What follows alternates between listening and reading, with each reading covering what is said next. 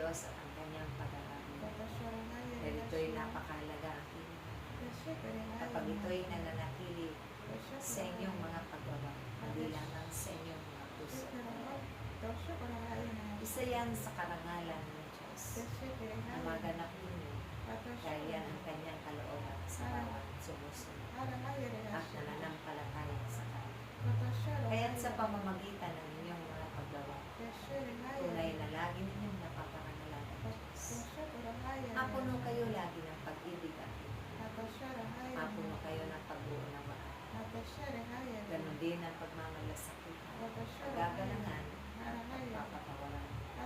Dahil kung kayo'y hindi nagpapatawad sa inyong kapwa, tunay na hindi rin kayo patawarin ng inyong Diyos at tinatawag at pinapili.